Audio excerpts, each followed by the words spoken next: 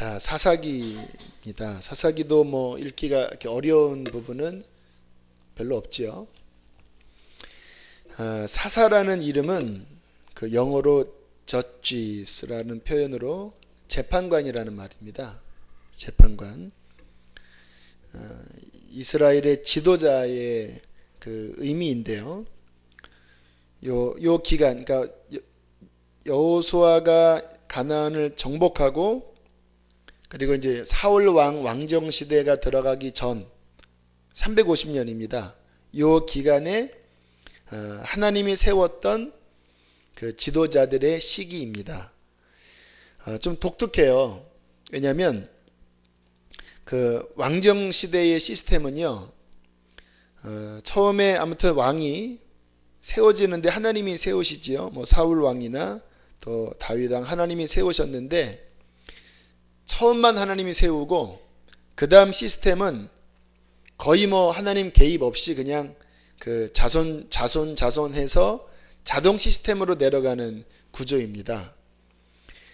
그런데 이 사사 시대의 시스템은 달라요. 하나님이 왕이십니다. 눈에 보이지 않지만 그분이 이스라엘을 통치하시는 거고, 그때그때 하나님의 성령에 감동된 지도자를 하나님이 직접 세우셔서 그 시대를 통치하게 하신 시스템입니다. 가만히 성경을 보면 하나님이 이 사사시대의 시스템을 좋아하실 것 같아요? 아니면 왕정시대의 시스템을 좋아하실 것 같아요? 사사시대를 더 좋아하셔요. 왜냐하면 나중에 사울왕 세울 때 주님이 좀 섭섭해 하십니다. 내가 이스라엘의 왕인데 저들은 눈에 보이는 왕을 구하고 있다. 눈에 보이는 그 왕이 처음에는 좋은 것 같지만 나중이 되면 그들이 너희를 종으로 시키고 너희의 재산을 빼앗을 것이다. 그러나 하나님이 그 시대적인 것들을 인정하시면서 어차피 이제 뭐 예수님이 왕이시니까 왕정 시대를 허락하시지만 주님의 본심은 하나님이 왕이시고 그분의 주권으로 사사를 세우는 이 시대를 더 선호하셨던 것 같아요. 이 주님의 마음입니다. 결론은 뭐냐면요, 하나님만 의지하기를 원하십니다. 지금이 그런 우리가 시기죠. 지금은 예수 그리스도, 눈에 보이지 않는 그분이 우리의 왕이잖아요. 우리가 그분의 종이고 또 자녀고, 눈에 보이지 않지만 그 예수 그리스도를 왕으로 삼고 하나님만 의지하며 사는, 어떻게 보면 지금이 사사시대인 것 같아요. 우리에게 기름 부으시고 주님이 선호하는 시스템이 사사시대이긴 했지만 안타깝게 사사시대에는 이스라엘이 하나님을 잊어버립니다. 영적인 암흑기라고 그래요.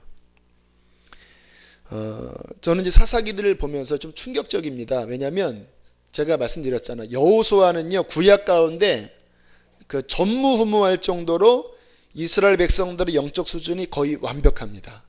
뭐 중간에 의도치 않게 약간의 실수는 있었고 또 후반부에 갈수록 영적으로 약해지는 느낌은 있지만 처음부터 끝까지 굉장히 견고하게 탄탄하게 서 있었거든요.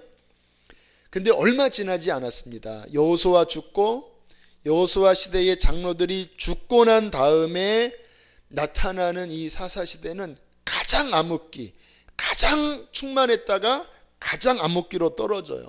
굉장히 충격적인 이 대조입니다.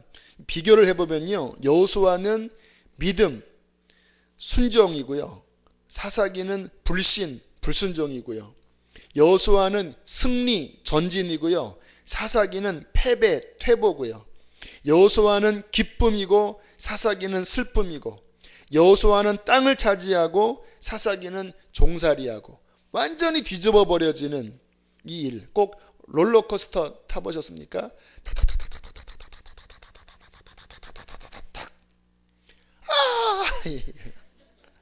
딱 그 모양이에요. 막 여호수아까지 정복 이겼더라 하다가 사사기에 처음에는 조금 이기는 것 같다가 하고 떨어지는 굉장히 안타까운 내용이 사사기인데요. 자, 이제 1장부터 보면 1장 초반부에는 조금 승리의 모습이 나오지만 1장 27절부터 이제 뭔가 문제점이 나옵니다. 1장 27절 성경을 읽어가면서 보겠습니다. 시작.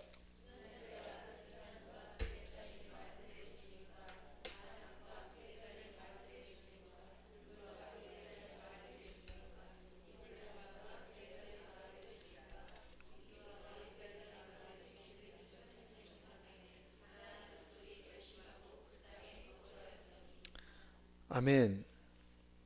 쫓아내야 돼요? 안 해야 돼요? 하나님께서 쫓아낼 정도가 아니라 진멸시키겠다고 그랬잖아요. 근데 뭔가 지금 어그러져 가고 있습니다. 쫓아내지 않은 것도 있고 쫓아내지 못한 것도 다 섞여 있어요. 하나님이 말씀하신 것과 이게 안 맞아 들어가는 문제점이 우리는 사소하지 않게 봐야 합니다.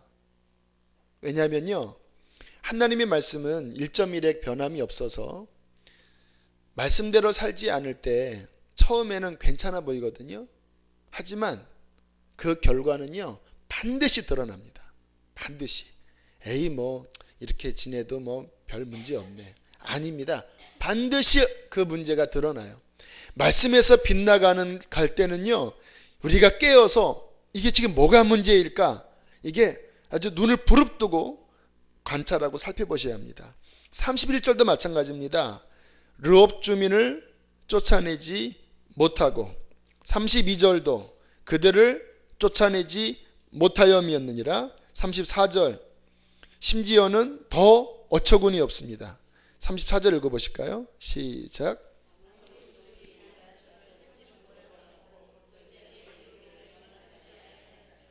네, 이게 이제 전세가 역전됐습니다. 오히려 이건 쫓아내지 않는 정도가 아니라 아모리 족속이 승리를 주겠다고 약속하셨던 그 백성을 산지로 몰아놓고 골짜기에서 못 내려오게 만들어 버리는 거예요. 충격적인 현실입니다. 주님께서 그리스도인에게 엄청난 복음의 능력을 주시고 우리로 말미암아 세계복음화를 이루겠다고 말씀하셨는데, 세계복음화는커녕 자기 신앙 하나 지키지 못하는 이 어처구니 없는 현실, 이런 지금 일들이 벌어지고 있는 것입니다. 2장의 그 이유를 주님께서 말씀하십니다.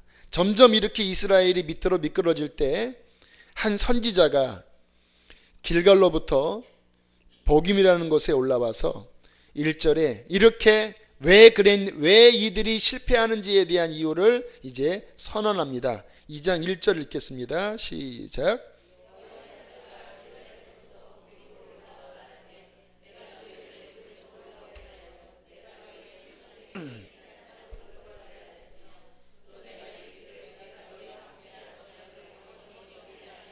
자, 언약을 잊겠다고요? 안 잊겠다고요? 하나님이 어기겠다고 안 어기겠다고요? 절대 안 어기겠다. 그렇지만 언약은 쌍방간이잖아요. 내가 그 땅의 족속들을 분명히 다 진멸시키겠다라고 한 언약, 나는 분명히 지키려고 한다. 그러나 거기에는 조건형이 들어간다는 거예요. 여러분, 하나님의 모든 약속들이 다 조건형인 거 아세요? 뭐뭐 하면 믿으면 구원도요, 무조건 구원이 아닙니다. 믿으면이라는 조건이 들어가요. 주님이 우리 안에 거하시는 것도 조건형입니다. 네가 내 안에 거하면 나도 너희 안에 거하리라. 2절 읽겠습니다. 시작.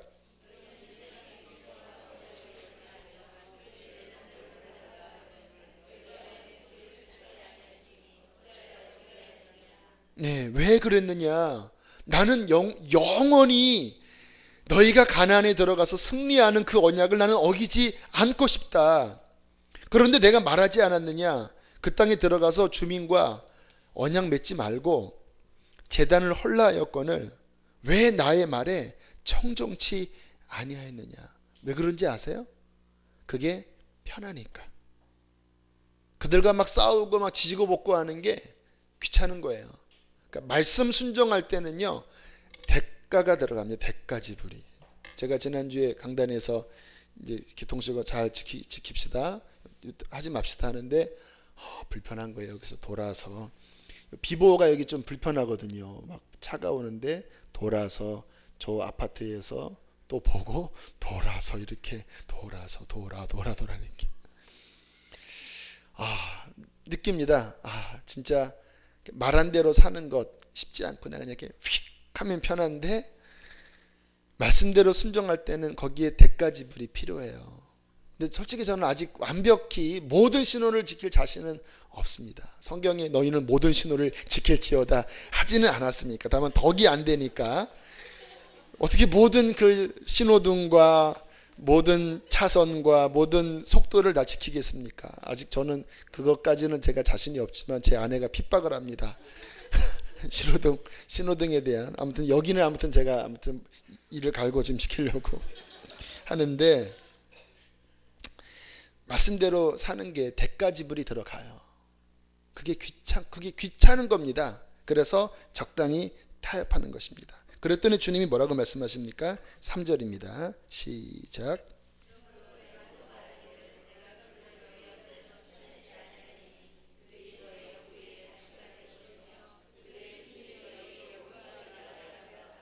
네, 그래, 알았다. 너희가 내 말을 지키지 않을 거면 나도 쫓아내지 않겠다. 너희가 남겨둔 그 족속들이 언젠가는 너희 옆구리에 가시가 될 것이다. 그랬더니 이스라엘 백성들이 4절에 어떻게 했다고요? 4절.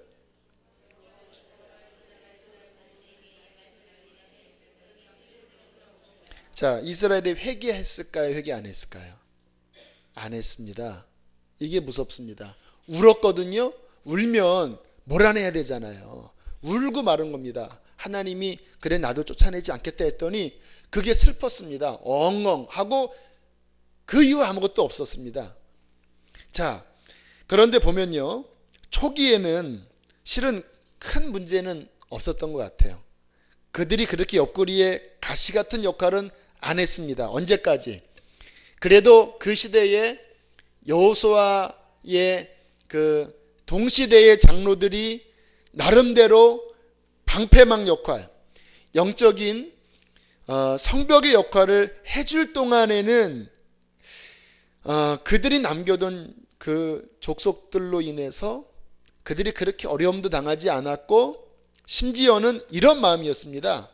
그래, 이들을 남겨두지만 우상 숭배 안 하면 되지. 그래 내 신앙 지키면 되지 뭐. 하나님 말씀대로가 아니라 내 기준을 낮추어서 나름대로 그냥 적당히 타협하면서 지켜나갔습니다. 그런데 2장 7절로 돌아가면 8절로 오늘 읽었죠. 여호와의 종 여호수아가 죽었고요. 10절 그 세대의 사람도 다 조상들에게 돌아갔고, 그 후에 일어난 다른 세대는 여호와를 알지 못하고 여호와께서 이스라엘 위하여 행하신 일도 알지 못하는 그 시대가 되었을 때 11절 12절이 발생됩니다. 13절까지 읽겠습니다. 시작.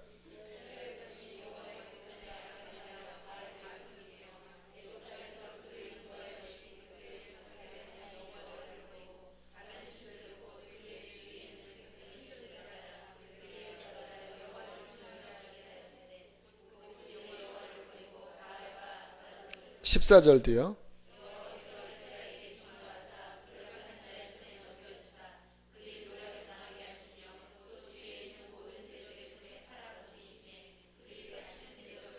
십오 절까지요.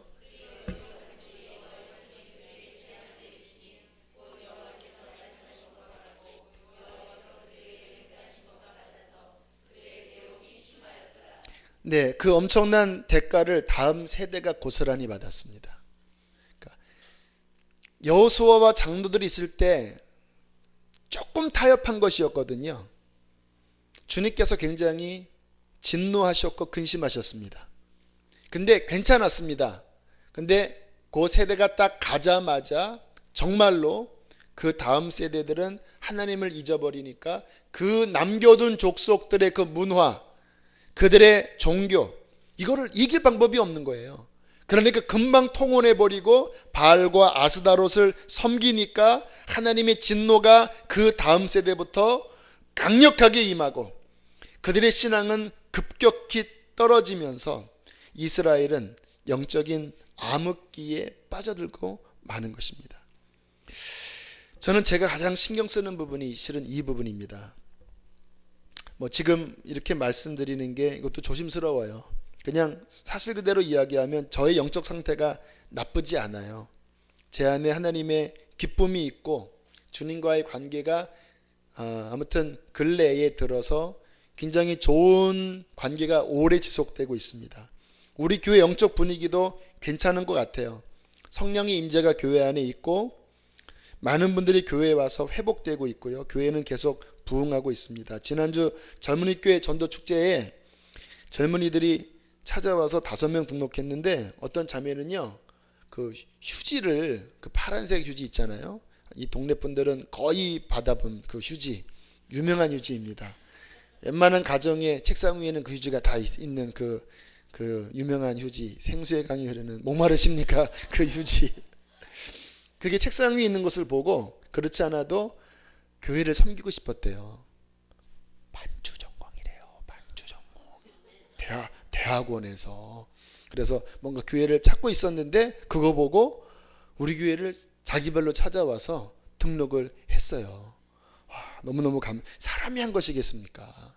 하나님이 하신 것이죠. 주님께서 교회 가운데 운행하고 계십니다. 여호수아 시대처럼 승리의 소식들이 계속 있어요. 하나님께 감사와 모든 찬양 영광 올려드립니다.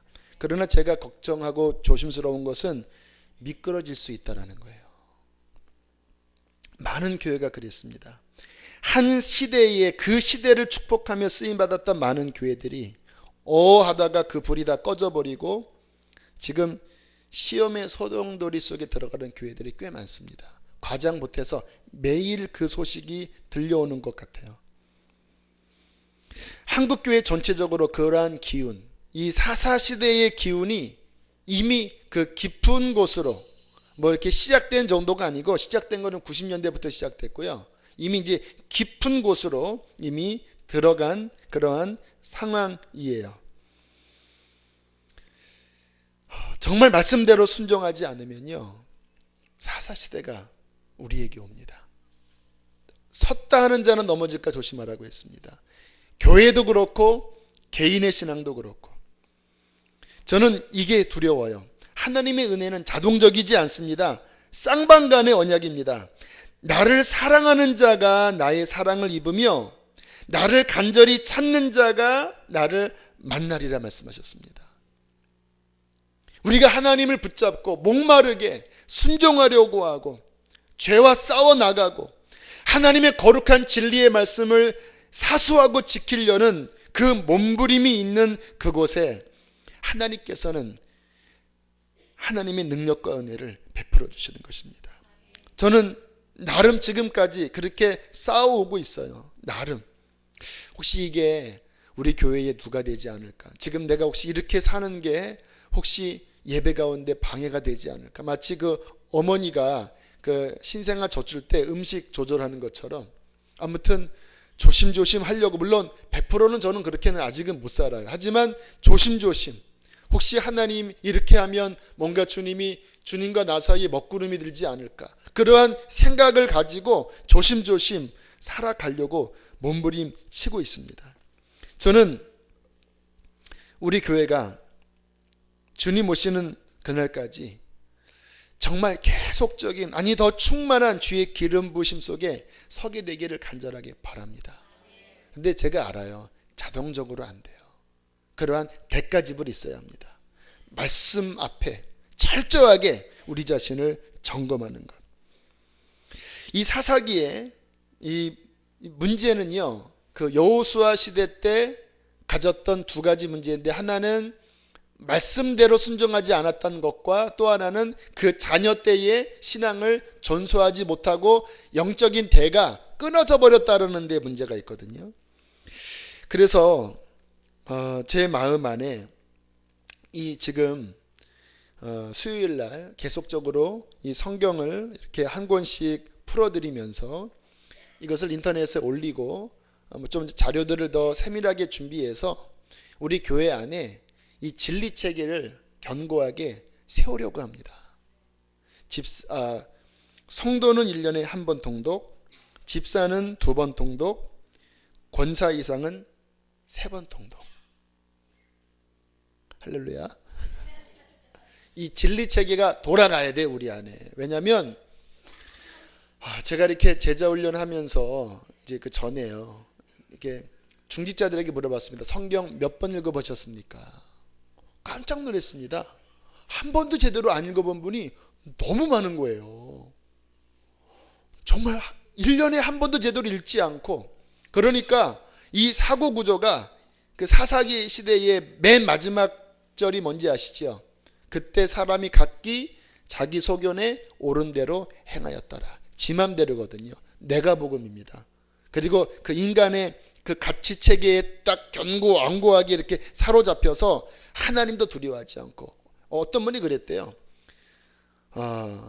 그 교회에서 이제 그 목사님을 쫓으려고 하니까 그 박 목사님이 기도하다가 그 사실을 알고 쫓아가서 그 교회 평신도 지도자에게 이야기했대요.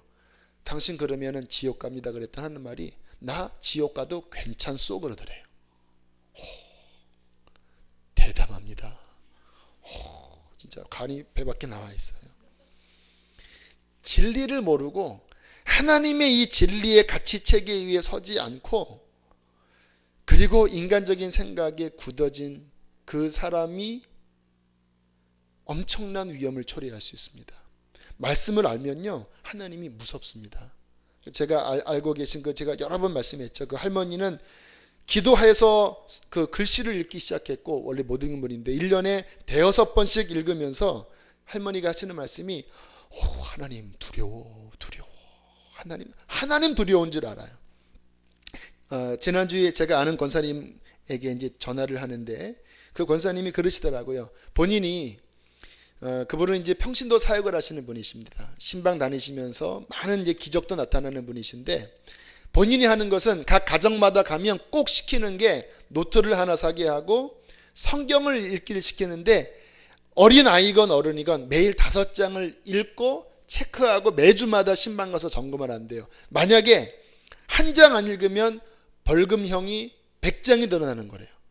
그러니까 이게 너무 이제 힘드니까 아무튼 기를 쓰고 하루에 5장씩 읽기 시작하는데, 그렇게 본인이 성경을 읽으면서 그 문제 해결을 위해서 갔다가 그냥 개인이 성경 있는 이 훈련을 통해서 스스로 문제가 다 풀어져 버린대요. 말씀은 능력입니다. 말씀은 등불이에요.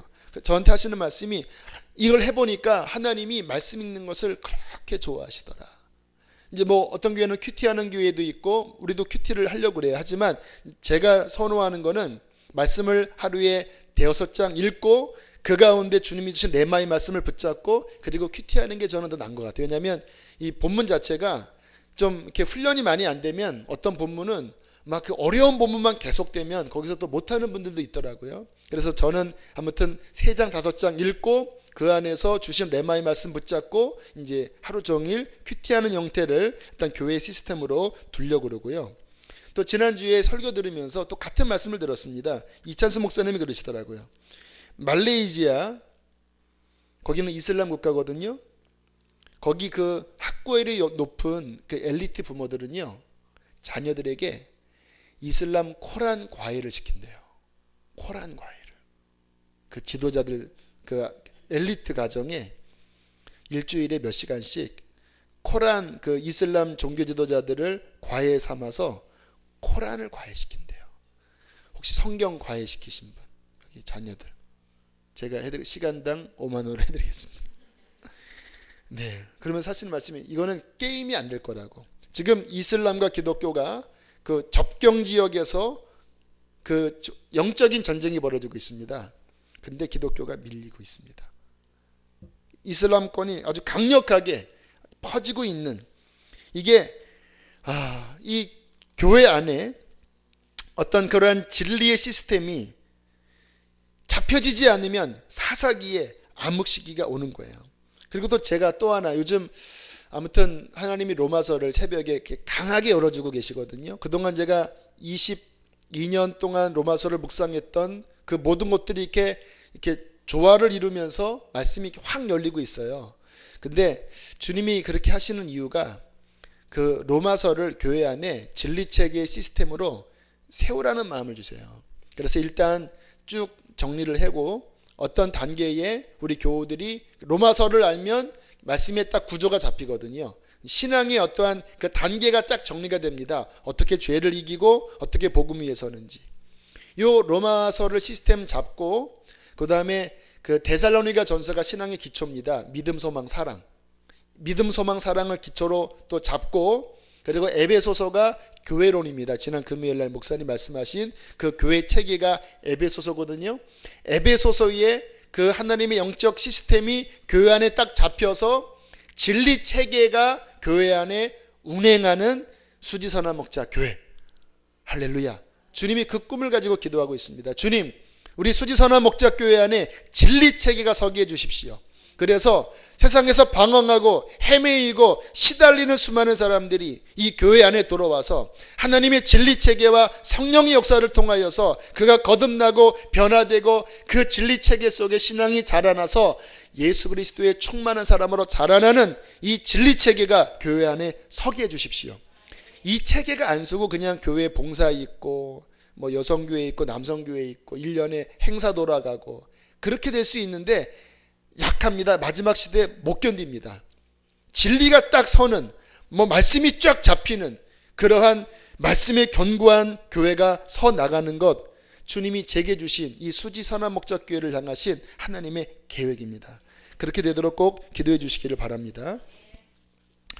자, 사사기에 아무튼 그 불순종의 대가로 온갖 어두움이 찾아오기 시작합니다. 우상 숭배, 가나안 사람과의 통혼. 자, 3장 5절 6절 보세요. 3장 5절 6절. 하나님이 하지 말라고 하는 짓을 하기 시작합니다. 시작.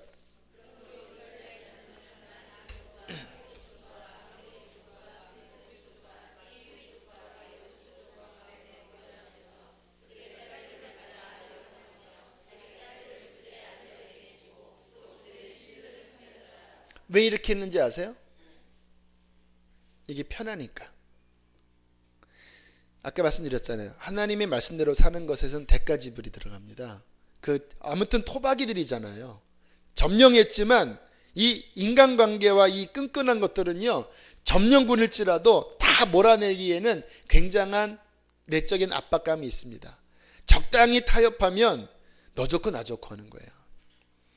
그러나 하나님의 백성이 죄와 타협하면 처음에는 편한 것 같지만 나중에는 더 고통스러워집니다. 힘들더라도 차라리 주님께 순종하면 갈수록 더 평안해지는 거예요. 하나님의 백성이 정말 복받는 조건은 순종하고 거룩하게 사는 것입니다. 하나님의 백성답게 서는 것입니다. 그러면 하나님이 함께 하시거든요. 하나님이 함께 하시면 그 하나님이 함께 하시는 그 모든 것 가운데 하나님의 복이 임하는 것입니다. 자, 그리고 이제 3장 7절부터 16장 31절까지는 이제 사사기의 특유의 그 패턴이 돌아갑니다. 그 롤러코스터가 떨어질 때 그냥 안 떨어지고 쉬 와우 이렇게 떨어지잖아요. 그 패턴입니다. 이렇게 돌아요. 다른 쳇바퀴. 그 패턴은 네 가지입니다. 따라합시다. 죄, 징계, 회개, 구원, 다시 죄, 더 큰 징계, 또 회개, 또 구원, 또 더 큰 죄, 더 큰 징계, 회개, 구원. 이게 사사기 3장부터 16장까지 7번이나 돌아갑니다. 하고 돌아가다가 마지막에 삼손 이후에 그 마지막 타락상이 뭐냐면 제사장의 타락과 성적 타락입니다. 그 제사장이 결혼하지 말라고 하는 그 음녀와 서로 결혼하고 그 음녀가 타락하니까 다시 데리러 갔다가 베냐민 어느 기브아라는 지역에 이르렀을 때 동네 사람이 그 남자 내놔라 그러잖아요. 그 남자와 상관하리라는 말이 그 무슨 뜻인지 아십니까? 섹스하리라 이 말입니다. 동성연애 하겠다라는 말이에요. 그게 사사기의 최후입니다. 사사기에. 결국 그 일로 말미암아 베냐민 족속 400명 외에 수만 명이 죽어버립니다. 다 그 400명 외에 다 죽인 다음에 이스라엘이 땅을 치고 옵니다. 우리 형제의 한 지파가 하나님 결단 났습니다 하면서 울어요. 그 죄의 대가로 한 지파가 거의 망할 뻔한 그 위기까지 떨어집니다. 자, 이 죄의 반복 패턴에 대한 것들을 좀 살피면요. 자, 먼저 죄를 지으면 하나님은 그 백성을 사랑하시기 때문에 징계하십니다. 그 징계는 사랑의 증거입니다. 실은 징계 안 받는 경우가 육신은 편하지만 버림받은 거예요. 성경 가만히 보세요. 여러분, 그 하나님의 그 선택받은 또 축복권을 받은 사람들, 특별히 야곱 같은 경우도 보면요, 야곱과 에서 가운데 육신적으로 누가 더 편하게 살았는지 아세요? 에서가 훨씬 편하게 살았고 재정적으로도 어려움 없었습니다. 막 에서가 땅을 치면서 나는 그러면 거렁뱅입니까? 막 외칠 때 가만히 보면 거렁뱅이 아니고 잘 살았어요. 그리고 그가 에돔 그 지역에 가서 왕권을 형성할 때 오히려 야곱으로 말미암아 세워지는 그 이스라엘의 건국보다 에돔 족속의 그 나라의 어떠한 성장세가 훨씬 빨랐습니다. 그런데 이상하게 하나님의 백성들은 하나님이 쉽게 올리지 않고 징계와 연단을 통해서 단련하시면서 천천히 하지만 견고하게 세우는 것이 그게 하나님의 특성입니다. 왜? 사랑하니까. 아마 지금 이곳에 그러한 징계와 연단 중에 있는 분들 많으실 거예요. 다 사랑의 증거입니다. 징계 없는 게 실은 더 위험한 거. 난 내 맘대로 사는데 나는 아무 문제가 없어요. 할렐루야. 할렐루야가 아닙니다. 너 버림받았을지도 몰라. 그렇게 생각하셔야 됩니다. 보통 그 징계는요, 한 4가지로 옵니다. 첫 번째, 양심의 괴로움으로 오고요. 그 다음에 영혼이 막혀요. 그리고 관계가 어려워지고요. 마지막이 환경입니다. 초기에 빨리 진압하는 게 최고입니다. 초기에 양심에 껄떡지근할 때 빨리 회개해야 돼요. 근데 그거 안 해버리면 영혼이 막혀서 기도가 안 되고요. 그러면 죄가 막 더 이제 양산되고, 그러면 이제 관계가 깨지기 시작합니다. 아내와 남편, 부모와 자식, 내 직장, 관계가 틀어져요. 그 다음에 환경, 물질이나 건강에 어려움이 오는 이런 환란, 이 사사시대에는 이런 것들이 전쟁으로 주로 나타났지요. 자, 이렇게 이제 압박과 어려움, 징계가 올 때 이스라엘은 뭐 했다고요? 아까 패턴 얘기했죠. 죄, 징계, 그 다음에 뭐 했어요? 이스라엘이 회개했습니다. 하나님 잘못했습니다. 도와주세요. 빨리 할수록 좋습니다. 그러나 이상하게 죄에 빠지면 회개하기가 싫어져요. 이상하게 이게 막 반항심만 듭니다. 막 그래서 오래 가는 거예요. 그냥 은혜로울 때는 회개가 잘 되는데요, 마음이 굳어지면 회개가 막 짜증나요. 막 또 회개. 그리고 막 마음에 어떤 반항이 드냐면, 내가 그냥 혼날 땐 혼나더라도 그냥 내 맘대로 하긴 놔둬주세요. 막 이 하나님에 대한 이 반항심이 이 죄의 특질이에요. 그래서 회개가 쉽게 안 돼요. 쉽게 안 돼요. 저도 목사들 다 알잖아요. 죄 짓고 나서 하면은요, 회개하기가 싫어요. 막 하나님한테 막 원망스럽고 삐지게 나오고 막 이렇게 막 되면서 막 그렇게 모습을 보입니다. 지혜로운 거는 그거를 꺾는 겁니다. 꺾고 회개하다 보면 그 마음이 풀어지면서 다시 하나님이 마음을 부드럽게 녹여주세요. 빨리 엎드리는 것이 지혜로운 것입니다. 그렇게 회개하면 하나님은 인자가 크시사 언제나 회개하면 주께서는 반드시 용서하시고 다시 구원을 베풀어 주십니다. 그런데 사사기는요, 그렇게 하나님이 구원을 하시면 잘 살아야 되잖아요. 근데 이상하게 그 다음 패턴이 더 심해지는 겁니다. 3장 보세요. 3장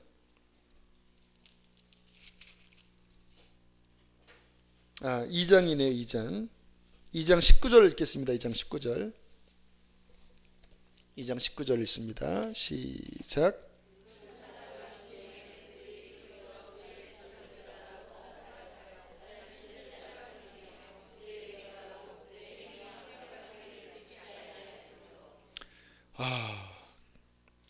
그 사사가 죽은 후에 그들이 돌이켜 그들의 조상보다 어떻게? 더욱 타락했다라는 거예요. 왜 그랬을까요? 이 패턴이 물론 모든 그리스도인에게 다 있습니다. 저도 이 패턴이 실은 지금까지 있고 앞으로도 있을 거예요. 제가 뭐 성인군자라고 나는 완전합니까? 이야기하겠습니까? 근데 저는 감사한 건 뭐냐면 이 패턴이 점점 위로 올라가는 패턴이었습니다. 물론 당연하겠지요. 지금 우리에게는 십자가가 있고 그리스도의 복음이 있고 성령이 계시니까.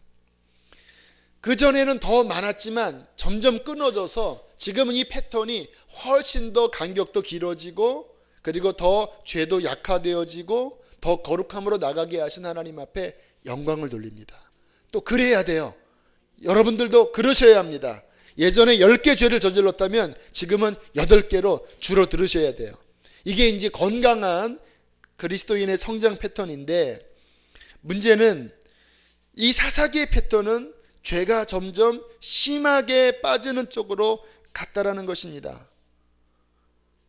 그래서 징계가 더 심해지고 있어요. 왜 그랬을까요? 이유는요, 정말 죄를 회개한 것은 아니었기 때문에 그래요. 힘드니까 거기로부터 모면하고 싶었던 것입니다. 힘드니까 모면하고 싶은 마음으로 회개해도 하나님은 받으실까요? 하나님은 받으시는 것 같아요. 왜? 그거 다 따지고 하면 구원받을 자가 없기 때문에 그냥 순종하는 척 하더라도 그렇게 회개하면 하나님은 얼마나 사랑이 많으신지 그냥 알았다 하시는 분이시더라고요. 하지만 문제는 뭐냐면 그 마음에 여전히 죄를 사랑하는 마음이 남아 있어요. 하지만 환난이 크니까 죄를 짓고 살면 더 고통스럽잖아요. 그러니까 요거 잠깐 접어두고 그리고 우상 일단 치워버리고 이 어려운 환경을 모면하려고 주님 잘못했습니다. 도와주세요. 우상도 치우고 그렇게 순종하는 척을 해요.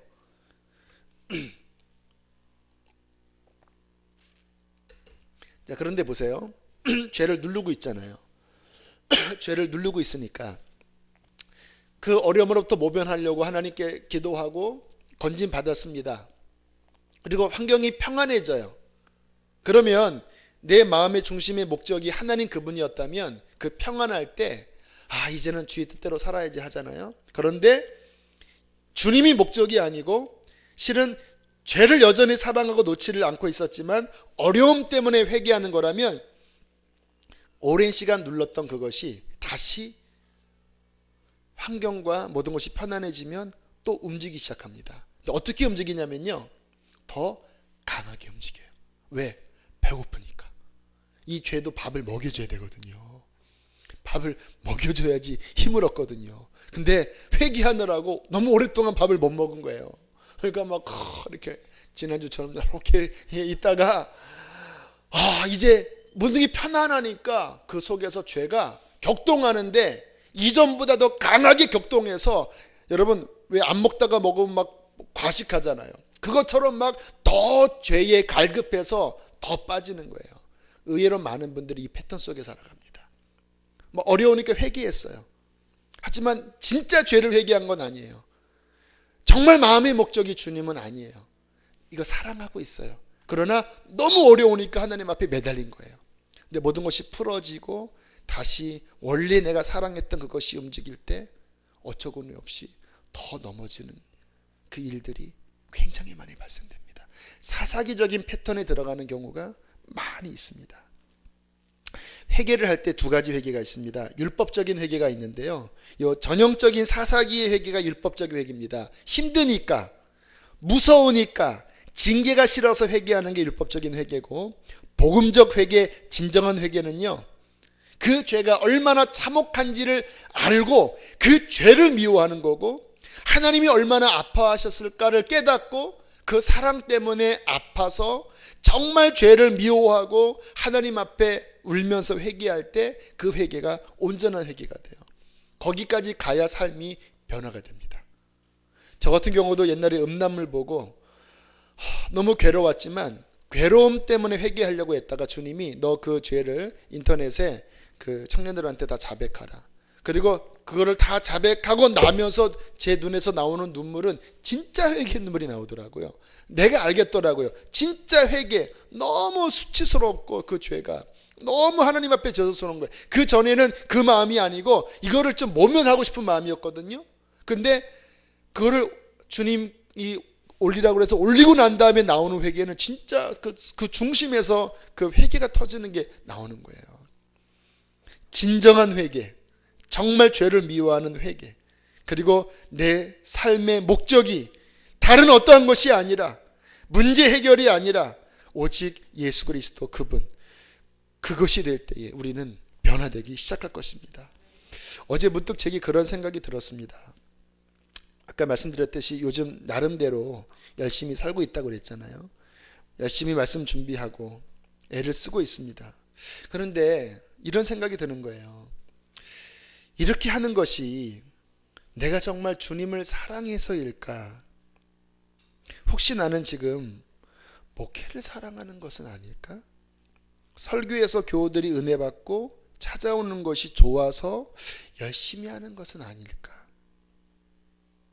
근데 가만히 제 마음을 보니까 그 마음이 있어요.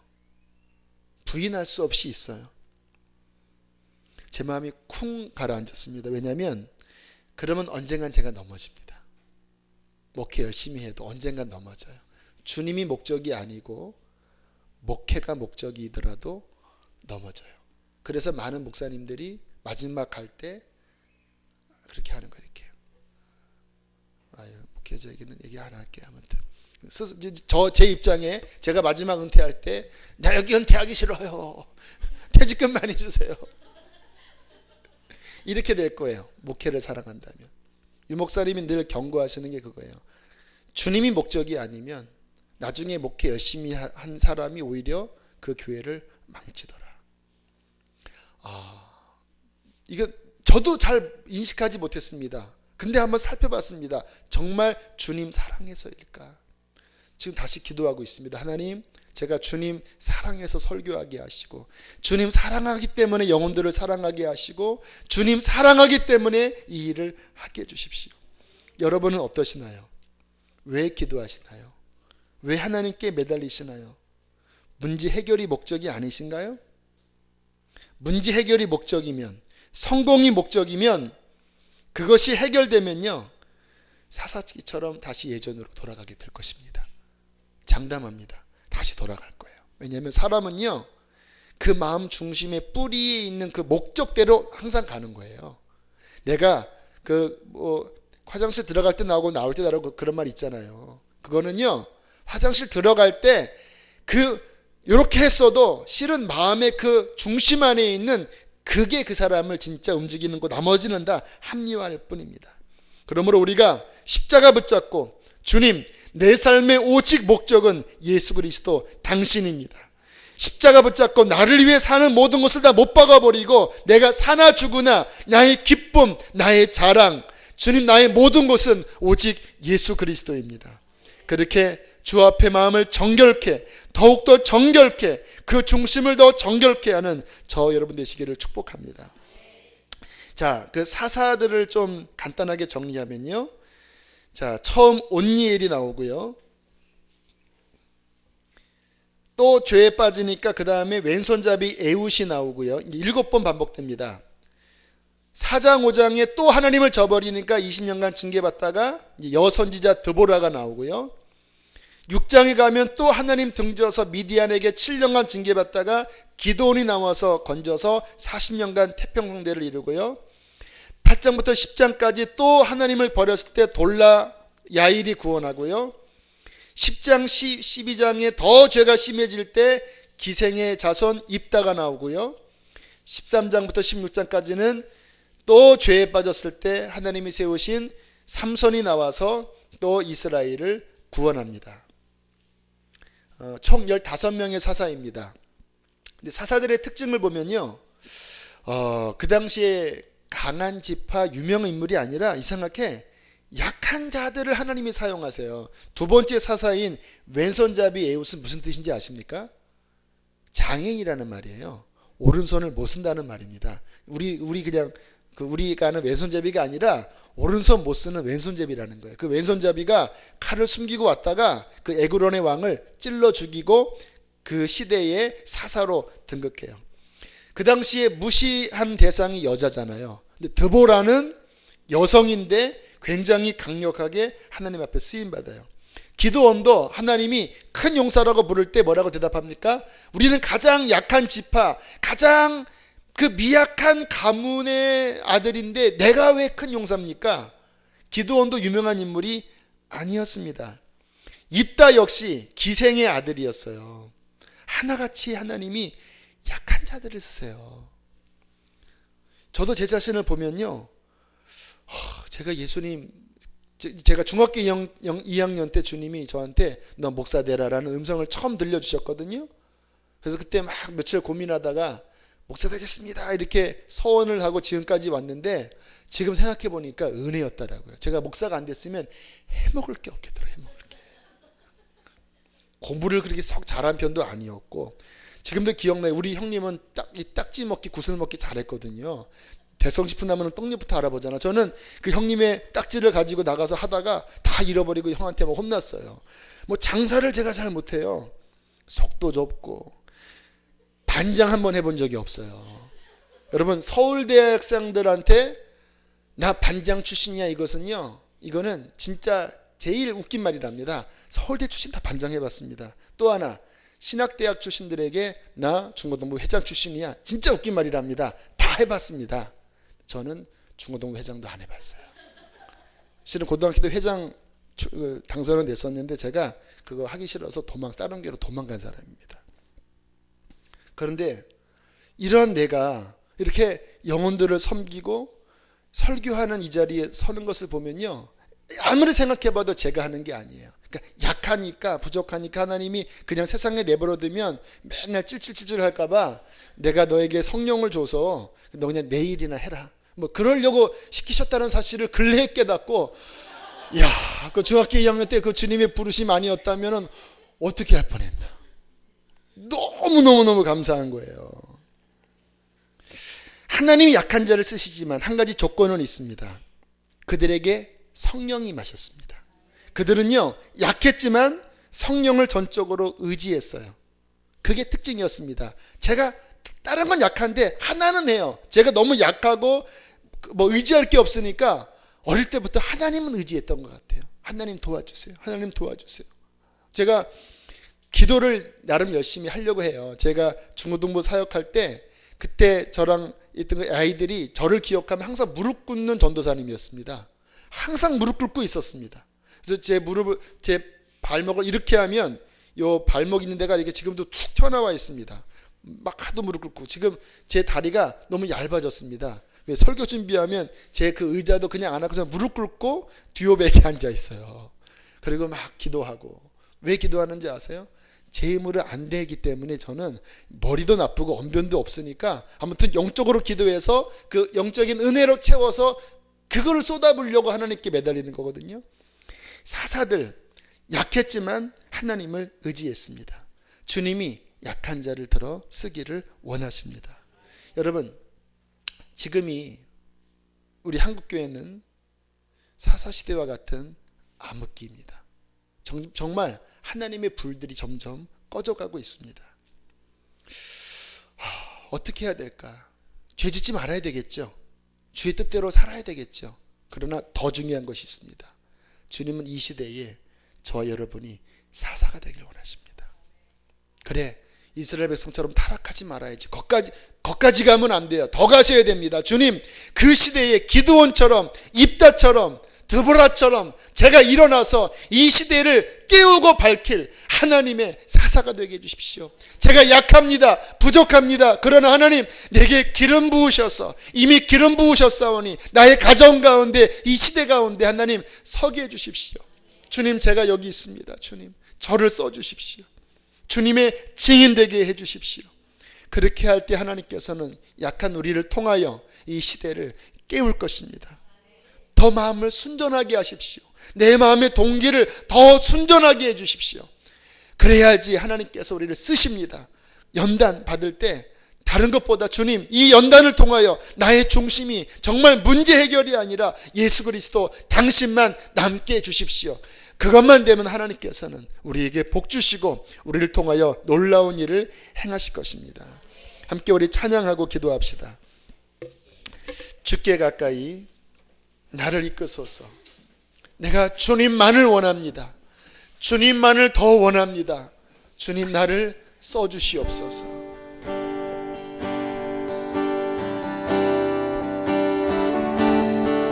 주께 가까이 날 이끄소서. 간절히 주님만을 원합니다.